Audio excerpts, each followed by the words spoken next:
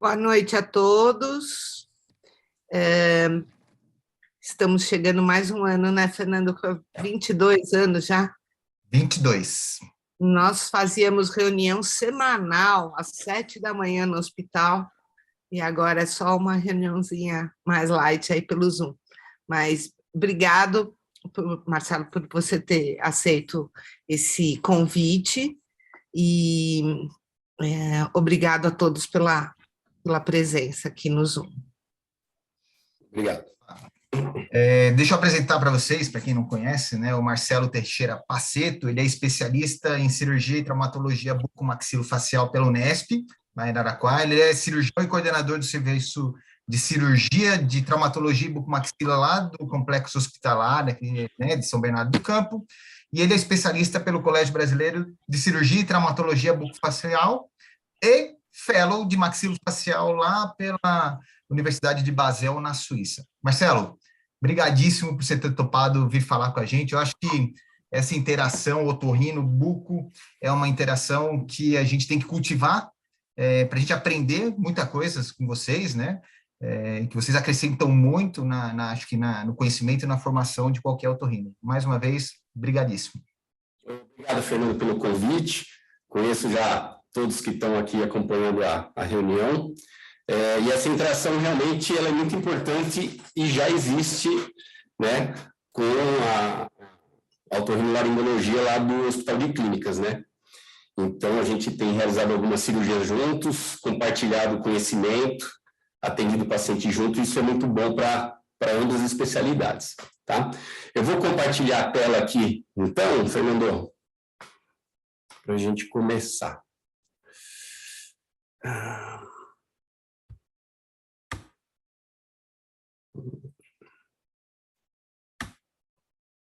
Deu certo?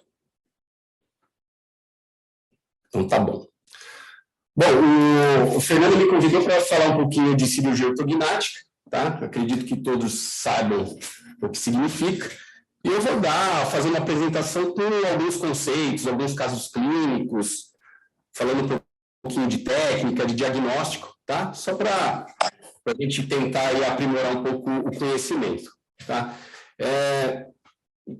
Eu não sou professor, de vez em quando eu ministro algumas palestras, assim, quando me convidam, mas não tenho a formação que vocês têm para docência, tá? Então, vocês desculpem a minha forma de apresentar a aula, porque não tenho muita prática com isso, vou tentar fazer o melhor possível, tá bom?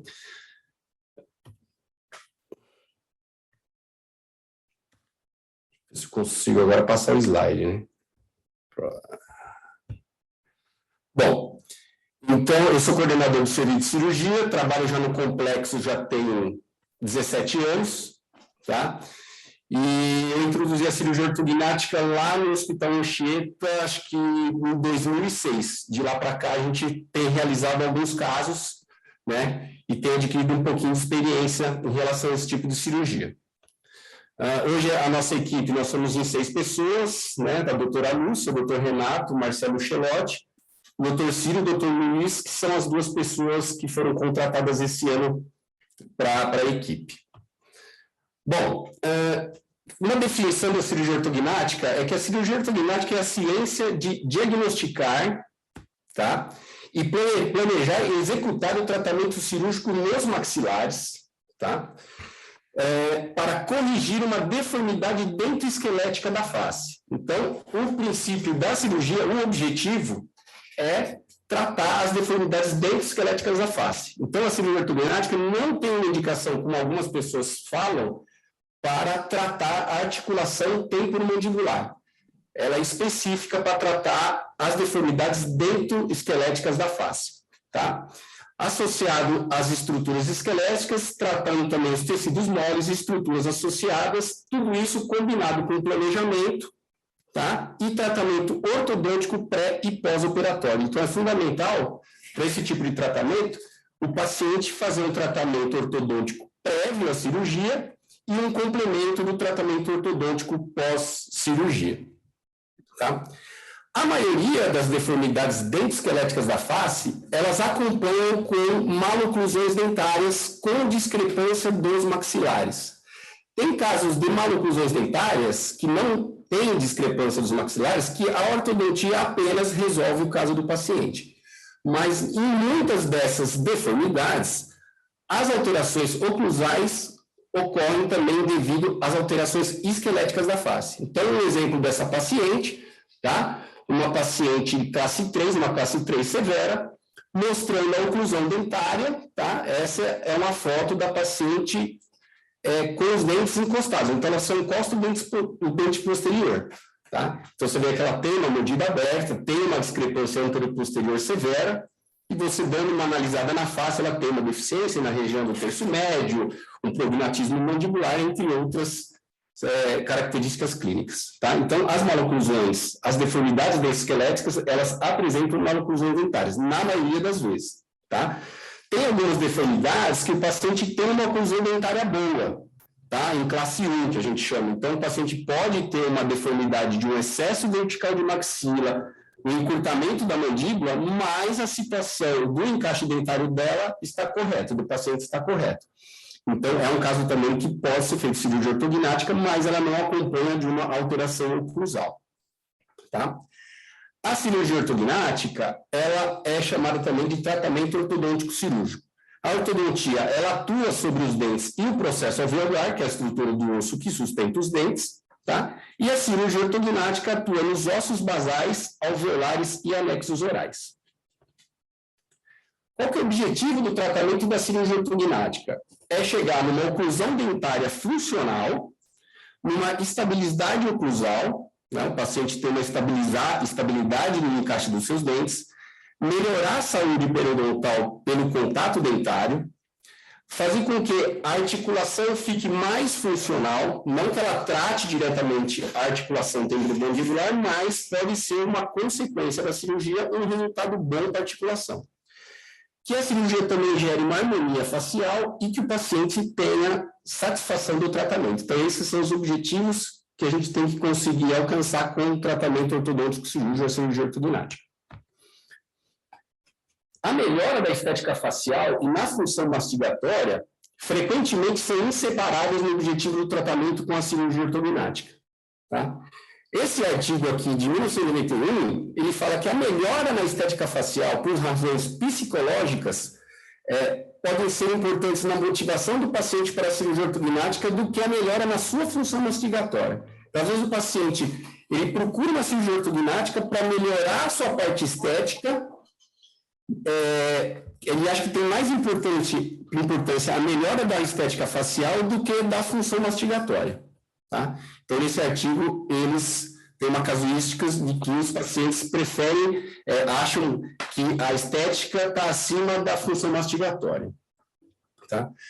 O diagnóstico e planejamento para esse tratamento precisa ser feito um exame clínico detalhado, tá? Os exames de imagens, tá? Que são radiografias da face, tomografia computadorizada, ressonância magnética das articulações temporomandibulares e cintilografia. A cintilografia em casos de pacientes assimétricos, assimétricos na mandíbula, que tem história de crescimento unilateral da articulação. Tá? Então, a cintilografia vai nos mostrar se aquela articulação temporomandibular unilateral tem algum processo de crescimento. Tá? Então, a cintilografia nesses casos é importante, porque pode ser que na cirurgia ortognática nós tenhamos que abordar a articulação temporomandibular. Estudo dos modelos dentários, tá? Modelos de gesso, aqueles modelos que a gente faz aquela moldagem e coloca gesso para vazar, e os modelos em STL, são os modelos em estereolitografia, que você adquire hoje fazendo o escaneamento da boca, da arcada superior e inferior, e esses modelos viram um objeto 3D, tá? Então, isso daí é importante também no nosso planejamento diagnóstico. Análise cefalométrica, fotografias da face e da oclusão dentária, a montagem desses modelos de gesso no articulador e a montagem do crânio composto no software de cirurgia maxilofacial, que é o que a gente tem feito hoje, que são as cirurgias feitas em programas de computador, que a gente usa a tomografia da face para construir uma tomografia 3D, um crânio composto, junto com os modelos dentários em STL. tá? Então, a gente faz hoje o processo de planejamento cirúrgico através de programa de computador, tá bom? Então, a gente cria um crânio composto 3D com a face do paciente e os dentes, tá?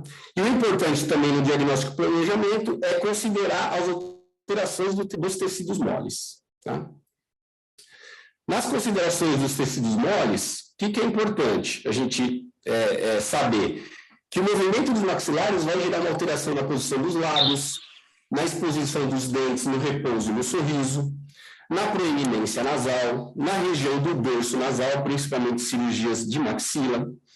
Vai alterar também o alinhamento do pescoço, o sulco mento-labial, o sulco nasogeniano, o espaço aéreo posterior, né? Em casos que você faz um avanço de mandíbula, de maxila, o espaço aéreo posterior, normalmente, eles aumentam e melhoram a respiração do paciente, tá?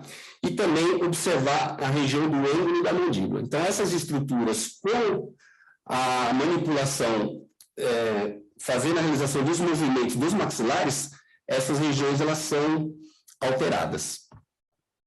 No exame clínico, uma boa anamnese, o exame físico geral, o exame da cavidade bucal, o exame da articulação, saber se o paciente tem estalo, tem dor, tem limitação de abertura bucal, e uma boa análise facial e oclusal, tá? Quais os sinais e sintomas clínicos importantes a serem observados pela otorrinolaringologia, tá? Quando o paciente vai passar com o otorrino, é interessante o médico, o profissional, se atentar para a forma da oclusão dentária, se o paciente tem uma maloclusão dentária ou não, se o paciente sofre de ronco-apneia, se o paciente tem uma dificuldade de respiração nasal, crepitação das articulações temporomandibulares. Isso a gente sabe que o otorrino presta bastante atenção nessa parte da articulação temporomandibular. O posicionamento da ponta do nariz, porque hoje também tem bastante otorrinolaringologista que faz essa parte de cirurgia estética nasal, tá? Então, isso é importante. O posicionamento da ponta do nariz. Se o paciente vai ser operado de cirurgia ortognática e vai ser reposicionado ou feito um avanço da maxila, essa ponta do nariz ela vai ser alterada, tá? O dorso nasal também em uma cirurgia de maxila vai ser alterado, então é importante a gente saber da forma do dorso nasal, a proeminência nasal, alinhamento do pescoço, se ela é aumentada, se ela é encurtada, né? O suporte dos tecidos moles periorais, então o suporte do lábio superior, então se o paciente tem uma maxila mais atrésica, uma maxila mais retruída, o suporte do lábio, ele fica ruim, o paciente fica com o suporte labial ruim, né? A exposição dos dentes superiores e inferiores, esse é um fator muito importante, paciente que expõe os dentes, né? Então, você pega muitos pacientes que têm uma maxila retroposicionada, às vezes o paciente está conversando com você pode perceber que é um paciente que não mostra os dentes quando ele está falando. Isso é uma característica de um paciente que tem uma hipoplasia maxilar, tá? Porque o ideal é você mostrar no incisivo central, em repouso, de 1 milímetro a 1,5 milímetro para homens. Mulher pode até ser um pouquinho mais, o paciente fica com uma face mais jovial, tá? Observar também as assimetrias faciais, principalmente a parte da mandíbula, tá?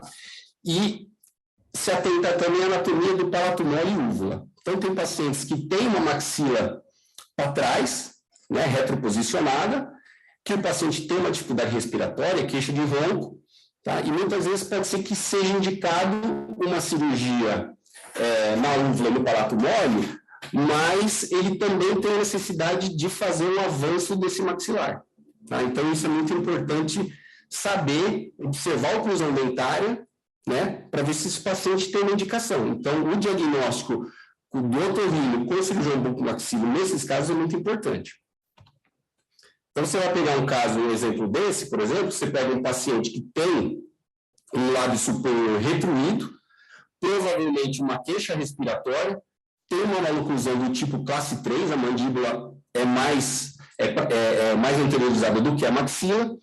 Se você observar que é um paciente que tem o pescoço mais cheio, parece que o paciente é um pouco obeso, tá?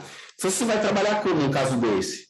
Você vai definir qual o segmento que você vai mexer. Nesse caso, só de a gente olhar para o perfil do paciente, a gente pode perceber que ele tem uma hipoplasia dessa região paranasal, né? Um suporte labial pobre. Então, é um paciente que provavelmente vai ser submetido a uma cirurgia de maxila, porque com a mandíbula nessa posição, se você reprimir essa mandíbula, pode ser que você diminua o espaço aéreo posterior, né? Então, o paciente acaba piorando até essa relação do sono e da apneia.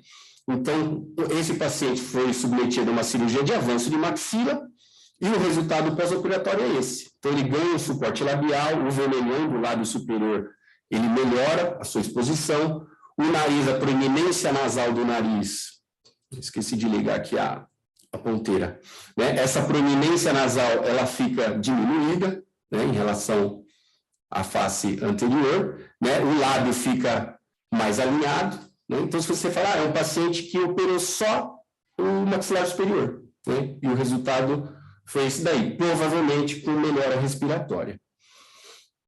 Esse outro caso, como exemplo, é uma paciente classe 3, prognato também, um prognatismo pequeno, tá? Ela tem, me parece que ela tem uma mandíbula mais avantajada. Se você olhar só nessa foto em repouso, ela tem uma boa exposição dos dentes superiores, ela tem uma linha média dentária na face.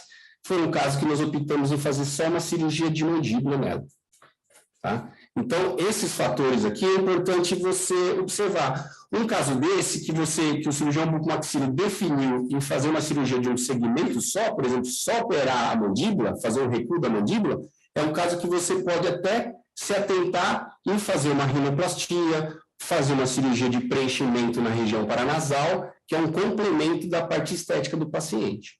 Então, esse é um caso bem interessante para fazer procedimento com 2 especialidades. Esse é a oclusão dentária da paciente, é uma classe 3 pequena, não justifica fazer uma cirurgia bimaxilar, até porque a maxila dela se encontrava numa boa posição, então foi realizado só o recuo da mandíbula. É importante observar também nos casos, principalmente na vista frontal, que existem pacientes que possuem uma simetria facial e uma simetria de hemiface total. Essa paciente eu já operei ela há mais de 10 anos, tá? Então, se você observar, essa paciente ela tem a hemiface esquerda diferente da do lado direito. Então, desde do supercílio dela, né? Orelha, olho, mandíbula desviada, né? Então, são casos de assimetria de hemiface. Então, tem certos tipos de deformidade, além da alteração oclusal que ela tem aqui, né? Ela tem a mordida cruzada unilateral, aqui tem desvio da linha média dentária inferior em relação ao superior, ela tem essa assimetria de hemiface, né? Então, isso daí é importante observar, porque às vezes o paciente acaba não enxergando, se atenta só ao desvio da mandíbula ou da parte oclusal, não se atenta também dessa assimetria da região mais superior, né? Como está aqui na região da órbita e do pavilhão auditivo também. Tá? Esse outro caso é um paciente também assimétrico, tá? Um paciente que tem uma simetria de mandíbula, tem uma simetria do plano maxilar. Então, aqui a gente observa aqui do lado direito, a maxila dele expõe mais gengiva do que o lado esquerdo, né? Tem um plano oclusal inclinado, tá? Então, é um paciente que provavelmente foi submetido, esse paciente já operei também tem uns 10 anos. Nós fizemos uma cirurgia de maxila e mandíbula para corrigir esse plano oclusal, intruir um pouco essa maxila e corrigir essa mandíbula. Depois eu tenho o pós-operatório dele aqui. Então, a análise facial com fotografias é muito importante para o diagnóstico, né? A oclusão dentária dele, então aqui nós temos a linha média superior e aqui nós temos a linha média inferior, né? Linha média inferior está desviada para o lado esquerdo e a linha média superior desviada para o lado direito. E o paciente ainda tem um prognatismo mandibular. Aqui o resultado pós-operatório. Então, nessa vista frontal, observa-se que melhorou o nivelamento do plano maxilar, ele sorri, não expõe tanta gengiva, a exposição dos dentes inferiores também melhorou o tamanho do terço médio da face, né, do terço inferior da face, desculpa, né? Então, aqui ele tinha uma exposição maior dos incisivos inferiores, a mandíbula dele fez um giro anti-horário e veio mais para o lado direito. É um paciente que, de perfil, ele não teve tanta alteração, né? mas a alteração maior foi na vista frontal, né, desse paciente aqui. Um outro exemplo, essa menina também, que já operei ela há bastante tempo, se você analisar, a face dela é uma face simétrica, tá? Só que se você olhar a parte dentária, ela tem a maxila desviada, né? A linha média desviada para a direita, a linha média inferior desviada para a esquerda, um paciente classe 3. Então, no planejamento para a cirurgia, essa parte da avaliação fotográfica e do exame clínico, avaliar as fotos, tirar uma boa fotografia e fazer um bom exame clínico é muito importante para definir qual segmento que nós vamos operar, tá? Na relação anterior-posterior, ela não tinha tanta deformidade, tá? Aqui fazendo análise dos planos dentários, né? Essa foto aqui ela é muito interessante para ver a alteração do plano oclusal maxilar, né? Aqui mostrando os desvios da linha média dentária superior e inferior, mostrando a oclusão, tá? Uma oclusão classe 3. Essa aqui já está no pós-operatório, então aqui a gente observa ela no sorriso, que a linha média está bem posicionada. Nós observamos também que ela tem um pouquinho de desvio de rima, tá? Provavelmente esse desvio de rima é prévio à cirurgia, ela já tinha, então essas coisas é sempre bom mostrar para o paciente observar esse sinal, porque às vezes o paciente fala, agora eu operei, estou com a boca torta. Não, você já tinha, e como você alterou a face, às vezes o paciente começa a perceber coisas que ela não havia percebido, né? Então, aqui a gente consegue observar bem. Uma foto mais aproximada, a correção da linha média, né? Aqui no anterior posterior ela não teve tanta alteração, e a oclusão estável, já sem aparelho ortodôntico e satisfatória, né? Aqui o antes e o depois, e o antes e o depois dessa paciente. Ela ganhou um pouquinho de projeção aqui na região do mento, né? E melhorou também essa região aqui da proeminência nasal, ó, porque ela teve um avanço de maxila, né, com giro para corrigir a linha média. Então, ela melhorou essa região da projeção nasal. No planejamento cirúrgico, quando você faz uma cirurgia bimaxilar, você precisa de um guia intermediário, que seria como se fosse uma placa de mordida, que vai levar o seu segmento maxilar ou mandibular, dependendo por onde você começa essa cirurgia. Eu sempre começo minha cirurgia fazendo primeiro a cirurgia da maxila, opero a maxila, fixo a maxila na posição, aí depois eu opero a mandíbula e chego na oclusão final. Então, para levar esse segmento inicial de uma cirurgia bimaxilar, você precisa de um dispositivo que é a goteira cirúrgica, o guia cirúrgico, tá? Como que a gente fazia antigamente? A gente usava modelos de gesso montados em articulador, fazia essa cirurgia nos modelos de gesso, posicionava essa maxila medindo, fazendo medições, onde a gente achava que ela ficaria bem na estética do paciente, e a gente fazia um guia intermediário, uma goteira de acrílico, de resina acrílica, porque a gente usa durante a cirurgia, porque depois que você faz a osteotomia, imobiliza o maxilar, a gente coloca essa goteira na boca, que ela vai levar todo o seu planejamento que você fez, ou no modelo de gesso, ou no crânio composto pelo computador, a goteira vai levar na posição planejada, para você poder fazer a fixação adequada. Tá? Sem a goteira intermediária, numa cirurgia dos dois segmentos, a cirurgia bimaxilar, não tem como fazer. Se você for para uma cirurgia bimaxilar e você perder essa goteira, você pode suspender a cirurgia, que você não consegue realizar.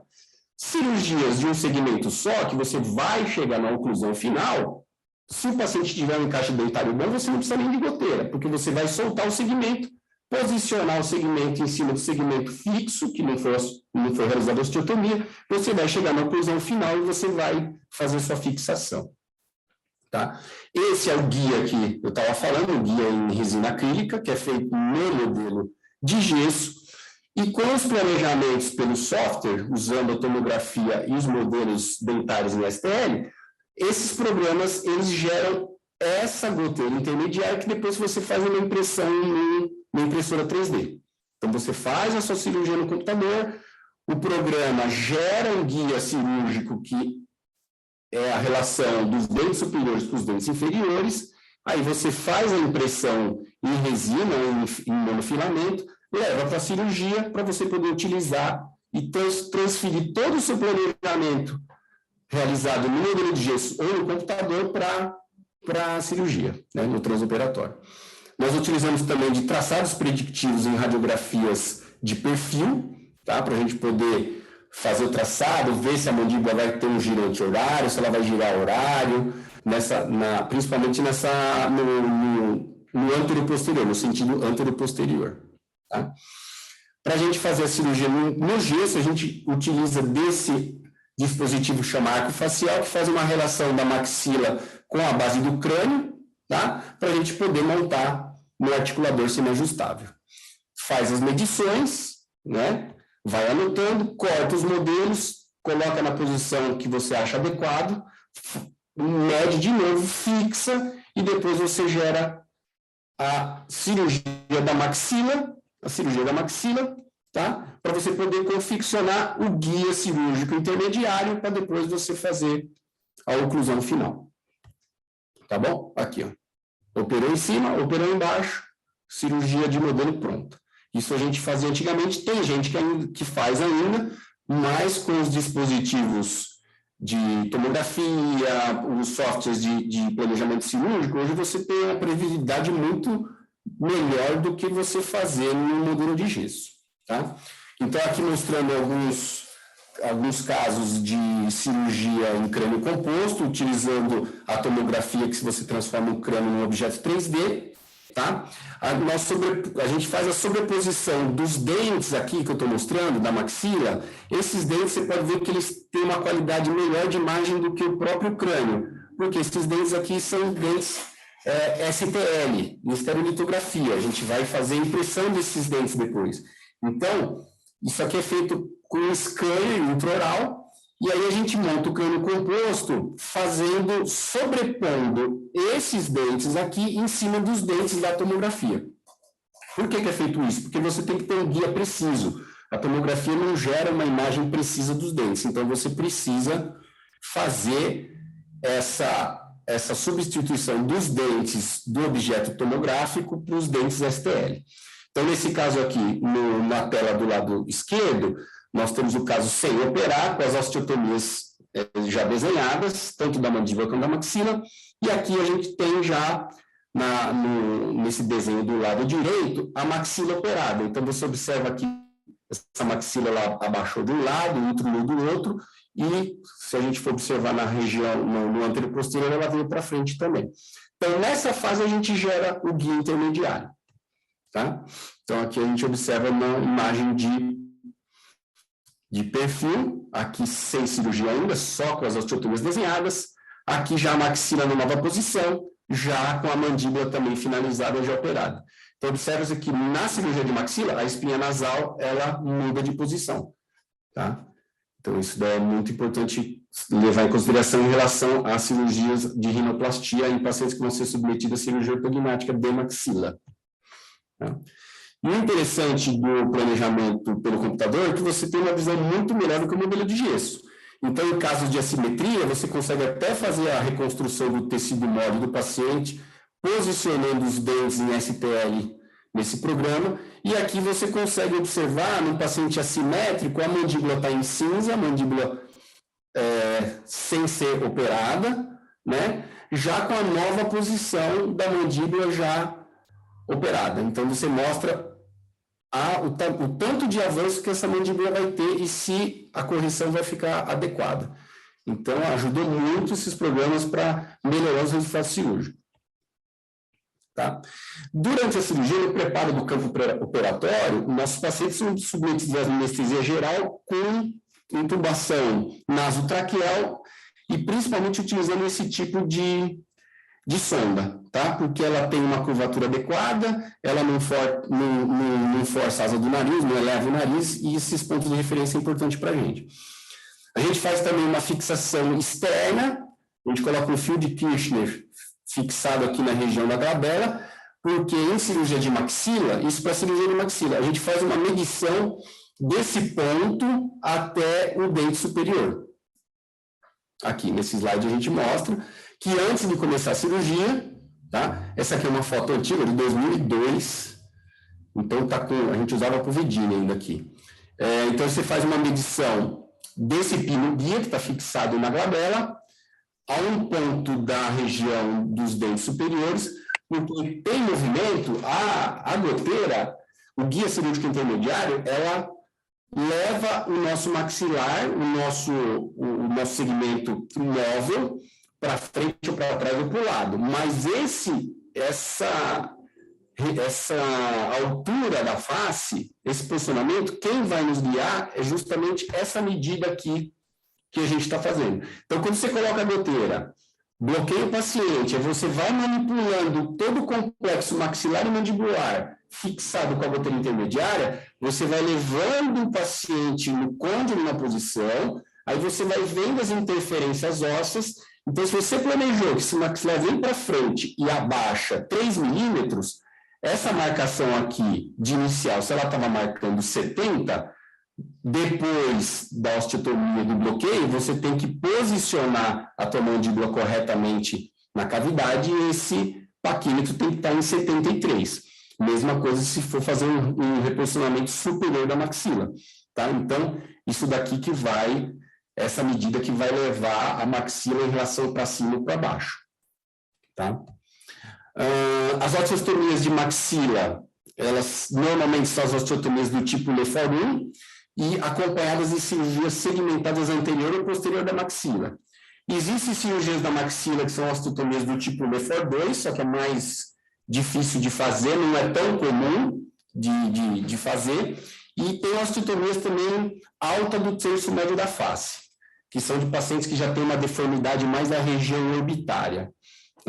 Eu só vi 3 casos desse na minha vida, que foi durante a residência, tá?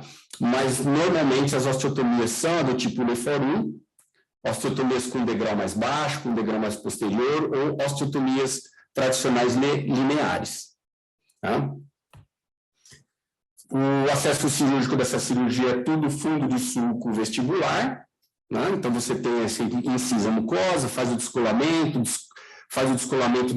da mucosa nasal até o palato moro inteiro, descola um pouco a região do septo cartilaginoso, descola a espinha nasal. Então, você faz todo o teu descolamento, aí você faz a sua osteotomia com serra, você elimina as resistências ósseas com cinzéis, elimina a resistência óssea do septo, da região posterior da placa pterigoide, aí você faz a mobilização dessa maxila, tá? A mucosa, o ideal é que a mucosa fique íntegra, então por isso que nessa primeira fase do descolamento, tem um descolador próprio, você tem que pegar um plano de clivagem bem certinho para você evitar de lacerar essa mucosa, tá? E depois que você faz a mobilização, a gente sempre faz um alisamento dessa região do septo ósseo, porque dependendo do movimento, se você eliminar essa interferência, você pode gerar um desvio de septo nessa região.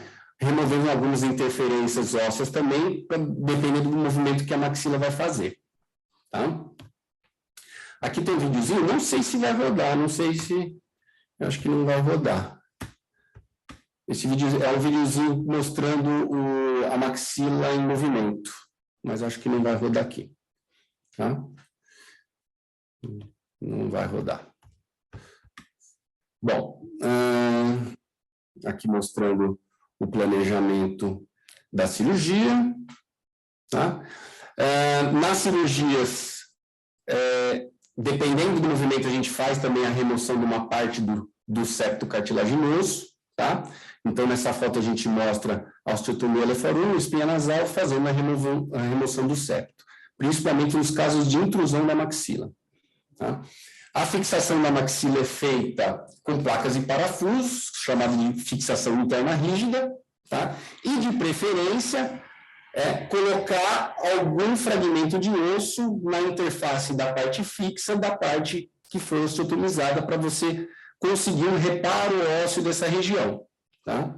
Então, é importante, você não precisa ter um contato ósseo da osteotomia inteira, mas, normalmente, o contato ósseo fica aqui na região paranasal e na região do pilar zigomático maxilar, tá? Se você faz um movimento de reposicionamento inferior da maxila, que vai ficar um gap muito grande, é muito importante que você tire o osso, principalmente da crista ilíaca anterior, e sobreponha ali para você criar uma ponte óssea para não acontecer dessa maxila ficar com uma pseudartrose. Então, você pegar uma maxila com pseudartrose, a hora que o paciente começa a ocluir, depois de um tempo, parece que ele está com dentadura, mas ela fica com micromobilidade, só as placas não sustentam a força mastigatória. Tá? Então, é muito importante a colocação de enxerto ósseo entre as osteotomias quando não tem contato de osso natural após o movimento realizado. Tá? Nesse caso aqui, mostrando um avanço, a fixação interna rígida das placas dobradas. Normalmente, o contato ósseo fica aqui na região do pilar zigomático maxilar e na região aqui do pilar canino. Tá? A sutura dos tecidos moles, a gente faz a sutura do septo cartilaginoso na espinha nasal, a gente faz um furo na espinha nasal e prende o septo, e depois a gente passa um fio de nylon dessa maneira aqui, pegando a musculatura da asa do nariz e fixando uma basilar na outra. Eu não faço desse jeito, eu fixo ela na espinha nasal. Eu faço ela independente, fixo uma, depois eu fixo outra, que eu consigo um controle melhor. Eu já tenho o costume de fazer dessa maneira. Tem cirurgiões que unem uma na outra, aperta, porque o avanço da maxila ou qualquer descolamento nessa região faz um alargamento da base do nariz. Então, esse controle do tecido mole é importante na finalização aí da cirurgia.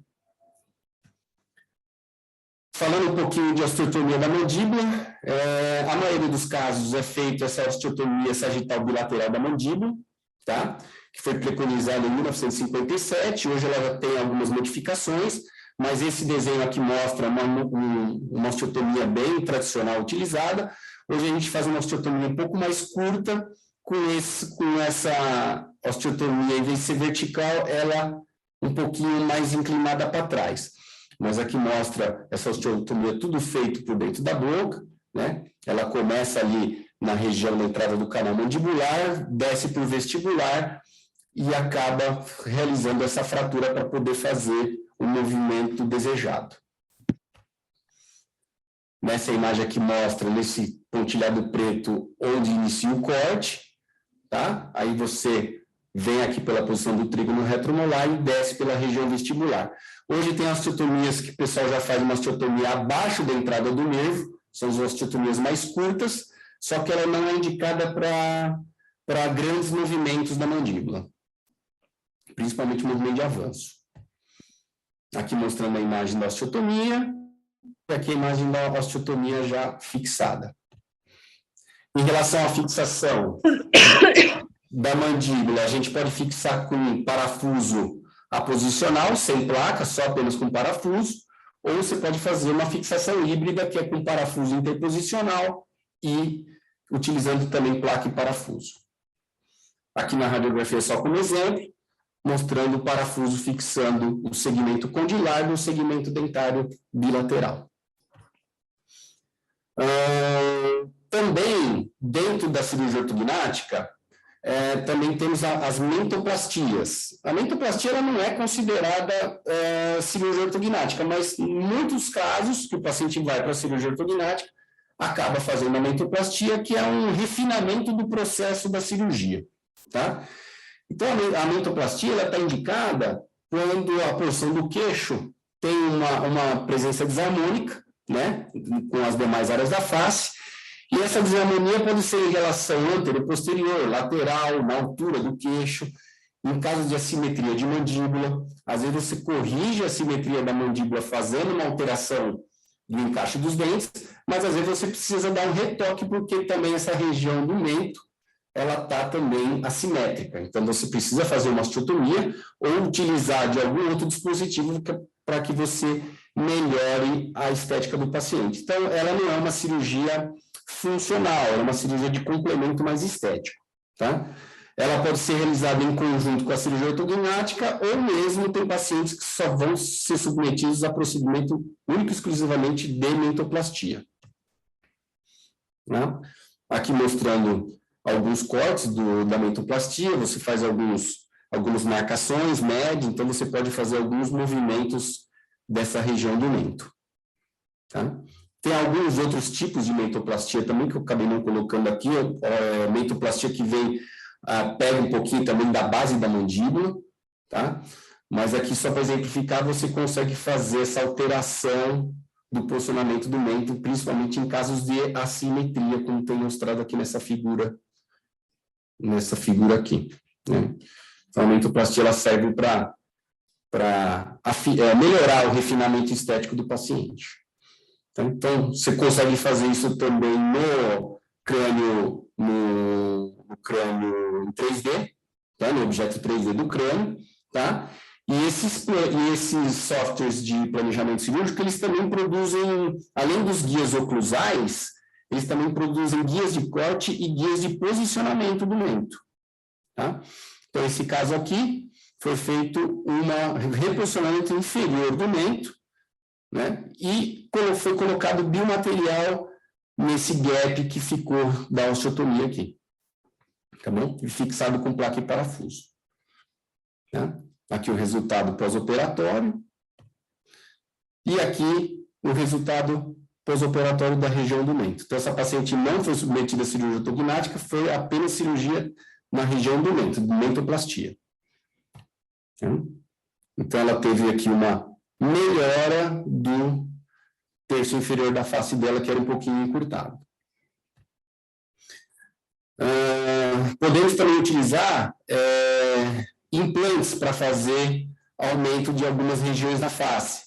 Então, tem alguns tipos de implantes no mercado, mas um implante bem famoso é o Medipor, tá? Que é um polietileno poroso.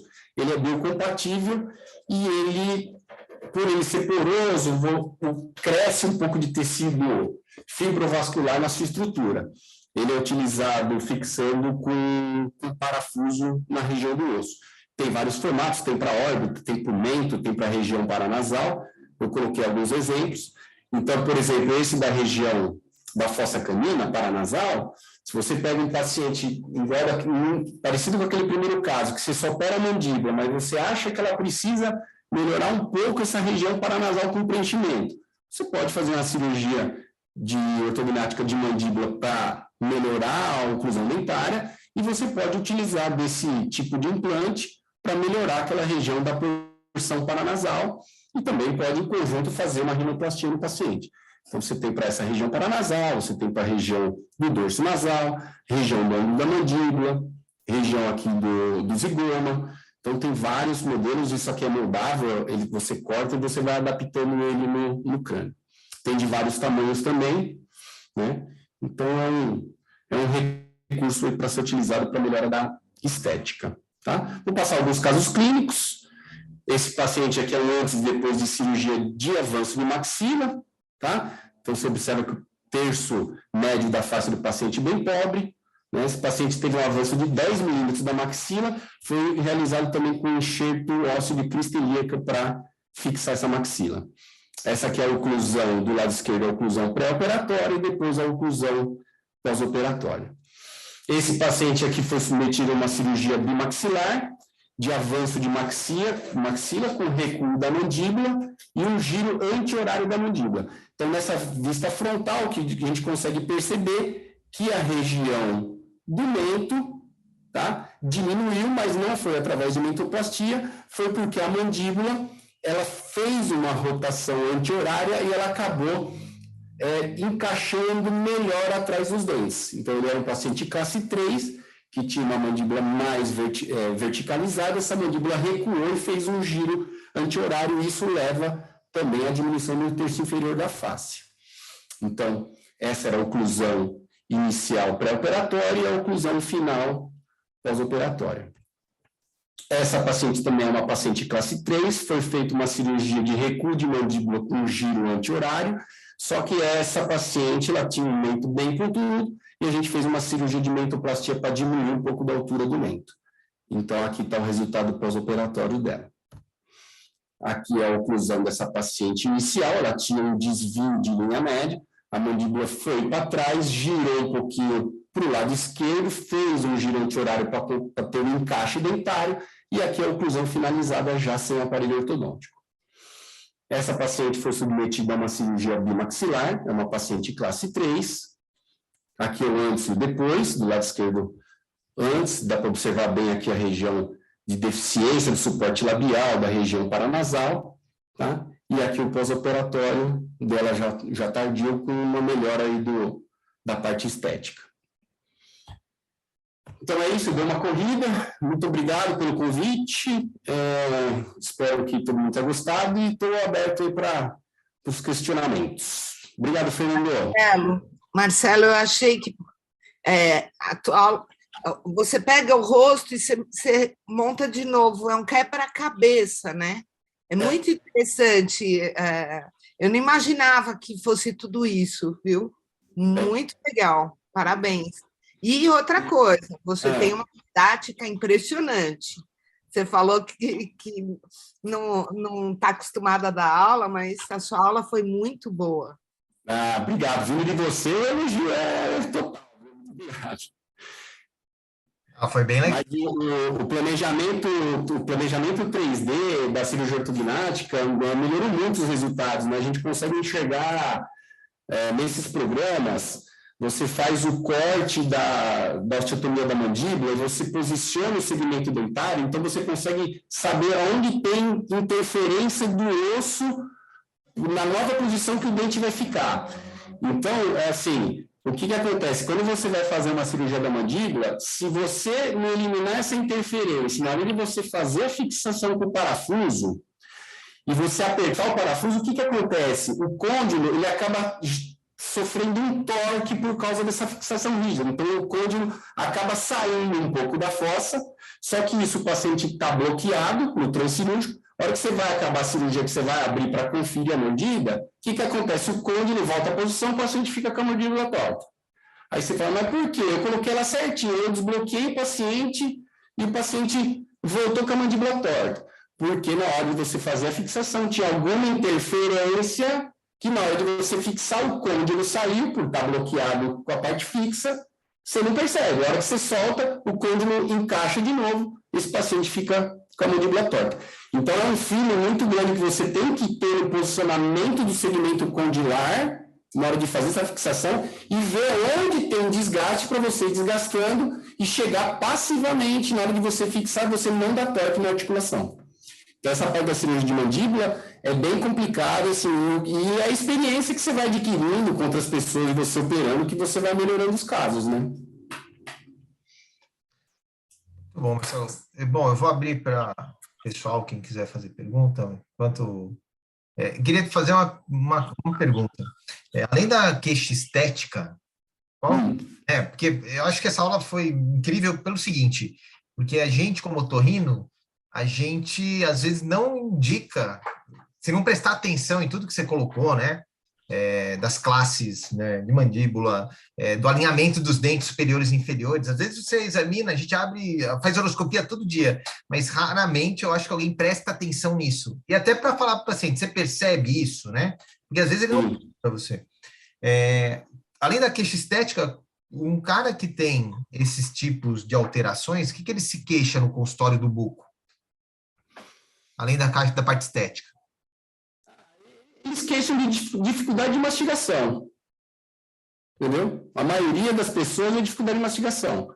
Só toca dente posterior, não consegue morder o alimento, não consegue cortar o alimento com os dentes anteriores. Entendeu? E a história de ATM, DTM, tem nada a ver? Não tem. O que acontece? Tem pacientes que você vai operar, que o paciente tem algum sintoma articular, tem estalos na articulação, tem queixa, que você opera e resolve a queixa do paciente. O estalo melhora, o paciente não tem mais dor. Só que também o inverso é verdadeiro. Então, tem paciente que você não tem queixa nenhuma, que você opera, depois o paciente vem com uma queixa de dor na articulação. Um dos motivos dessa queixa de dor é justamente por conta dessa fixação interna rígida, desse torque que gera no côndilo, tá? Antigamente, há 25 anos, 30 anos atrás, você deve lembrar disso, a cirurgia ortognática o paciente ficava bloqueado, era o trauma do anestesista. Nossa, tem que ficar com uma tesoura para cortar o fio de aço. Se o paciente, né, vomitar, ele pode aspirar aquela coisa toda. Por quê? Utilizava uma fixação semi-rígida, que era com fio de aço. ela era muito boa, porque o paciente ficava bloqueado e a fixação semi-rígida deixava a musculatura acomodar o côndilo numa melhor posição, entendeu? Então, isso era muito legal na fixação semi-rígida. Agora, o risco que corre não dá. Então, começou a fazer fixação rígida e os problemas começaram a surgir principalmente por causa de torque condilar e o paciente começar a ter dor por causa de torque, aí pressiona o disco, aí vai aquela coisa toda, entendeu? Outra coisa interessante que eu lembrei, que eu esqueci, vocês devem pegar bastante, eu sei que alguns colegas já pegaram aí. Tem muito cirurgião, principalmente antigamente, eles fazem alguns reposicionamentos de maxila e faz turbinectomia no transoperatório de uma cirurgia de maxila. Aí o bucomaxilo vai lá e pega a tesoura e tira o corneto violento. Eu já vi isso aí fazer, tinha uma época que era moda, se você não faz, você não é um bom cirurgião. Eu, particularmente, vou te falar que eu nunca fiz, tá? Eu acho que a turbinectomia no transoperatório para cirurgia ortognática são grandes reposicionamentos superiores à maxila, tá? Já peguei paciente que eu fiz reposicionamento superior de 3, 4 milímetros, tá? Se o paciente tem uma estrutura nasal adequada, tanto que o Caio, o pessoal do HC já fez várias nasofibras pré-operatórias para mim, eu não faço, tá? Eu prefiro operar a maxila, eu prefiro depois ver como o paciente fica, fazer uma revelação, se precisar, uma abordagem no segundo plano. Porque tem relatos de colega otorrino, principalmente que a gente trabalha no HC, daquele paciente que tem aquela síndrome do nariz vazio, né? Não sente a passagem de ar porque tirou o turbilhão nasal. Então, eu não gosto dessa turbinectomia. Acho que é muito agressivo e acho que eu prefiro que o otorrino faça no segundo tempo. Ou, se for fazer uma cirurgia de mandíbula, que não vai ser de maxila, quiser aproveitar o ato cirúrgico, sem problema nenhum, entendeu? É a minha opinião particular, tá? E aí, pessoal, alguém gostaria de fazer alguma pergunta? Eu queria, Fernando. Manda. Oi, Marcelo. Oi, Breno, tudo bem? Tudo bem, e você? Queria te agradecer. A aula foi muito, muito boa. A gente tem a honra aí de trabalhar com o Marcelo lá no HC. Eu já peguei algumas dessas turbinectomias, sim, e eu tinha até a curiosidade de saber, o pessoal que faz no olho, não usa ótica, né? Acho que por isso que acaba ficando mais radical e assimétrica. Eu ia te perguntar isso mesmo, se é de praxe que se faz sempre, mas pelo visto não. E uma outra coisa que eu queria te perguntar é num pós-operatório de cirurgia de maxila, quando a gente vai fazer uma rinoplastia, quanto que você acha que é o ideal de meses pós-operatórios para que saia aquele edema principal, assim, né? Para a gente não ter uma falsa impressão que o nariz é daquele jeito e ainda ter edema. Uns 9 meses, 10 meses, como que é, assim? Uns 9 meses. Os 9 meses dá uma alterada boa, porque fica um edema residual ali, tem uma remodulação do osso na região da osteotomia também, né? Então, os 9 meses o paciente já está com o edema praticamente reduzido, a musculatura já está aderida de novo ali no periósteo, já está aderido e tudo. Então, 9 meses é um tempo bom para você fazer uma indicação de rinoplastia. Pelo menos é o que eu acho, tá? Em relação à turbinectomia, quando você faz a osteotomia nefrológica, você fica com toda a mucosa nasal exposta, né? Então, o pessoal fazia tudo por ali. Então, abria a mucosa, pegava a tesoura e mandava no olho, né? Eu nunca fiz, já vi gente fazendo, não gosto de fazer, até porque eu acho que tem que ser um reposicionamento muito grande para ter interferência. O que eu faço nas minhas osteotomias, quando eu abaixo a maxila, se eu vejo que a abertura piriforme ali da cavidade nasal ela é um pouquinho fechadinha, eu pego uma broquinha e acabo fazendo um aplanamento, deixo ela um pouquinho maior ali para a mucosa sentar melhor, e eu acho que isso daí muitas vezes é o suficiente para evitar uma cirurgia posterior, entendeu? Então é um cuidado bem que você tem que ter nessa parte aí para não ter problema, entendeu? O que eu faço, assim, o septo às vezes tem uma interferência, aquela parte do septo ósseo eu passo uma broquinha, às vezes eu tiro um pedacinho do septo cartilaginoso, para poder fixar direitinho e não dobrar, entendeu? Mas o corneto não. Perfeito, obrigada. Nada, obrigado a você. E aí, mais alguém? Eu queria fazer 2 perguntas. Marcelo, parabéns, sua aula foi muito legal. Eu sou fono, não entendo nada assim de cirurgia e foi muito esclarecedora. Muito legal, obrigada. O que eu queria saber é o seguinte: as pessoas que têm aquela gengiva superior super exposta, é possível também fazer esse tipo de cirurgia para, sei lá, não sei se é baixar lábio, o que é, mas para esconder um pouco essa gengiva que está tão aparente? E segunda pergunta, em caso, por exemplo, de acidente, de traumatismo, por exemplo, bateu a cabeça num acidente automobilístico, o material que vocês usam para recompor é esse mesmo que você falou nessas aulas do Mento? Caso do Mento? Em relação a, vou te responder a parte da segunda primeiro, das fraturas, o mesmo material que a gente usa para cirurgia ortognática, a gente usa para as fraturas, tá? Que são essas placas e parafusos de titânio. No terço médio da face, quando você trabalha na órbita, a gente usa malhas de titânio para reconstruir as paredes orbitárias, tá? Então, na maioria das vezes, a gente usa placa, parafuso de titânio e malha de titânio. Eu não uso Porex, esse material Medpor, para reconstruir parede orbitária, tá? Eu não uso. Então, para o trauma é isso daí. Em relação a essa parte da cirurgia desse paciente que tem uma exposição muito grande da mucosa gengival da maxila, tem muitos casos que são pacientes que têm aquele excesso vertical de maxila. Então, são casos, às vezes, que o paciente não tem uma alteração oclusal, o paciente pode ser uma oclusão normal, que é uma oclusão classe 1, só que o paciente tem um excesso vertical de maxila e a mandíbula dele, por ter um excesso vertical de maxila, a mandíbula dele é um pouquinho retruída, girada no sentido horário, tá? Esses casos, a gente consegue também fazer a cirurgia ortognática, então você vai precisar fazer ali um reposicionamento superior desse maxilar. Às vezes você faz um reposicionamento superior, dependendo da tua análise, você altera o plano oclusal. Então, você faz um reposicionamento superior da maxila, não fazendo um reposicionamento total, você reposiciona mais a região anterior do que a posterior. Então, você imagina no perfil, você intruindo, vamos lá, 5 milímetros a região anterior, intruindo 2 a região posterior, o que vai acontecer com a mandíbula se você só fizer essa cirurgia na maxila para esconder um pouco essa gengiva e não operar a mandíbula? O paciente vai ficar com uma mandíbula aberta. Né? Então, é uma cirurgia bimaxilar. Você levanta a região anterior, levanta um pouco menos o posterior, dependendo do seu planejamento.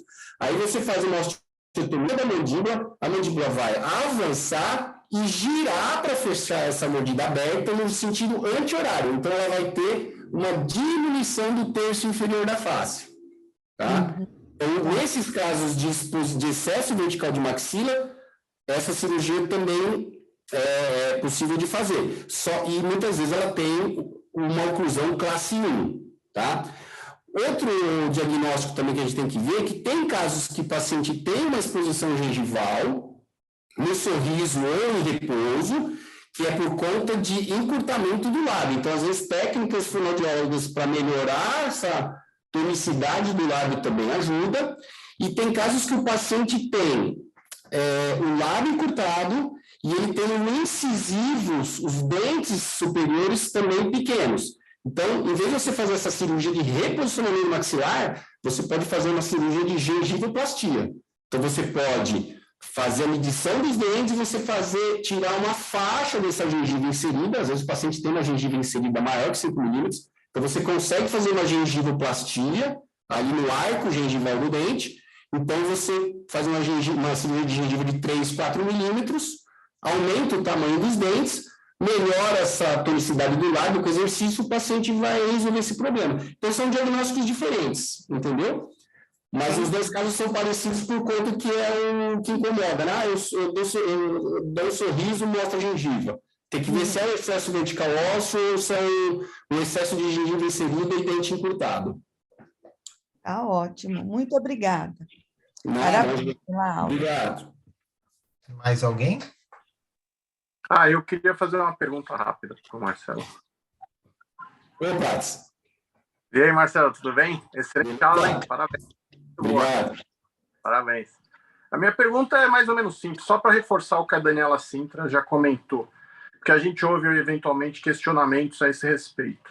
Na sua opinião, uma cirurgia até mesmo mais simples, uma disjunção maxilar, ou uma coisa de avanço, questionam, o paciente tem um desvio de septo, tudo, vamos aproveitar e já fazer o desvio junto com a cirurgia? Qual a sua opinião sobre isso? O otorrino entra junto, ele já corrige o septo, tudo. O que você acha a respeito? Assim, se tem um diagnóstico de correção de septo pelo otorrino, eu acho interessante o otorrino entrar na cirurgia e fazer. Se ele tiver, assim, uma experiência de fazer via osteotomia leforum, né? Porque aí já vai estar tudo aberto. Então, eu não vejo problema nenhum em fazer, até porque a gente também corta um pouco do septo para fazer a fixação dele no funcionamento, né? E, eventualmente, se precisar fazer uma turbiné, eu fico mais confortável que o otorrino faça, entendeu? Mas a turbiné, eu acho que, eventualmente, no segundo tempo, talvez seja melhor. O desvio de septo, acho que é uma coisa que é mais... não, tem realmente um desvio clínico, está ali atrapalhando. Acho que a indicação de fazer nessa hora é melhor do que o da turbiné, entendeu? Porque, às vezes, a turbiné é para se falar, tem uma queixa respiratória, mas o avanço vai melhorar. Será que vai precisar realmente remover o corneto? Entendeu? Não, tem uma indicação realmente absoluta. O corneto é grande e tal, tem que fazer. Mas eu prefiro fazer tudo em conjunto. O pessoal que trabalha comigo sabe que eu não gosto de fazer coisa que é de outra especialidade, entendeu? Você já entrou fazer em conjunto. Para fazer o septo simultâneo. Eu digo que por um caso que nós tivemos, que eu peguei um pós-operatório, foi feita só uma disjunção da maxila e fez a septoplastia. A Dani entende mais do que eu, tudo, mas acho que a fixação da cartilagem na espinha não foi boa. O que aconteceu? O septo entrou no vão da disjunção, ele desceu. O nariz baixou 2 milímetros, ele baixou, selou 2 milímetros o nariz. Porque na disjunção, nessa cirurgia de disjunção, a gente faz uma leforum e faz uma osteotomia na região entre os incisivos. Aí o aparelho vai e abre. Então, realmente, isso... primeira vez que eu escuto falar, mas é interessante isso daí mesmo, viu? Porque é um grande ali. Faltou a fixação bem feita, talvez, do septo na espinha. Ele conseguiu, de maneira, assim, insinuar ali no espaço e desceu. Sim. Mas não é isso, né? Mas não é uma coisa corriqueira que você... A princípio, então, pode entrar junto. Legal.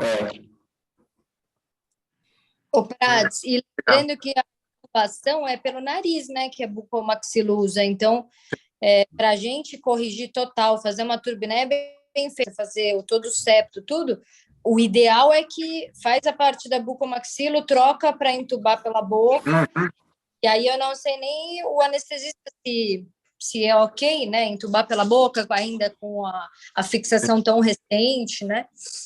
É verdade, isso é uma questão também. Pequenos procedimentos, como eu disse, acho que o caso eles fizeram como era uma coisa mais simples. Eu acho que foi entubado pela boca mesmo, no caso. Porque a disjunção até dá para entubar pela boca, né? Para fazer a disjunção, porque você não vai ter um bloqueio maxilomandibular do paciente, né? Então, você só vai fazer a osteotomia, leva o leforum e entre os dentes, e vai depois ativar o aparelho. Então, você pode fazer uma intubação oral. Né? Então, aproveitando, é uma coisa interessante que a gente faz, eu também não quero tomar o tempo. Aí, quando a gente pega, por exemplo, trauma do terço médio da face, tá? Você imagina um paciente que teve um trauma, tipo uma naso-órbita etimoidal, com uma Lefort 3, que tem uma alteração oclusal, e ele tem uma indicação, ele tem uma contraindicação de intubação nasotraqueal, por uma fratura de base de crânio, só que a gente precisa ocluir o paciente para corrigir a oclusão por conta do trauma. A gente faz bastante isso daí lá no HC. Então, a gente faz uma intubação orotraqueal com sonda aramada, aí depois a gente passa o tubo via região submental. Então, aí a gente intuba oral e passa o tubo submental, aí a gente consegue bloquear o paciente, amarrar, tratar a oclusão do paciente, fazer as fraturas da face, não precisa dessa troca de tubo que o anestesista odeia, né, do nariz para a boca, até porque ia ter uma contraindicação ali. Então, a gente acaba fazendo essa intubação. Isso é bem interessante para os residentes, né, que é difícil. É mais a boca que faz mesmo, né? Que a gente trabalha com oclusão, mas a gente tem feito bastante esses casos de intubação oral e passa via submento. Legal. Se fosse a gente, ia ganhar uma traca. Justamente. Senão, verdade. Legal. Mais alguém? Obrigado, pessoal, Marcelo. que nós já estamos no nosso combinado de horário. Alguém gostaria de fazer mais uma colocação? Pri, quer fechar aí antes da gente dar tchau? Não, parabéns de novo, adorei. A parte estética muda completamente, eu acho que muda muito a cabeça também do paciente, né? Você faz uns milagres aí, e esse quebra-cabeça eu achei bastante interessante. Acho que eu vou fazer bucomaxilo agora. Boa. Vamos lá na HC assistir as cirurgias. Está convidado. Obrigada e boa noite para todos. Obrigada pela presença. Obrigada, Marcelo. Obrigado. Valeu. Valeu, Marcelo. Foi bem bom. Obrigado, Fernando. Parabéns. Até mais, pessoal. Então, temos mais uma no final do ano, hein? Até. Tchau, até. Boa noite. Até, boa noite. Marcelão. Valeu, obrigado, Caião. Um abraço. Outro. Tchau, tchau. Tchau, tchau.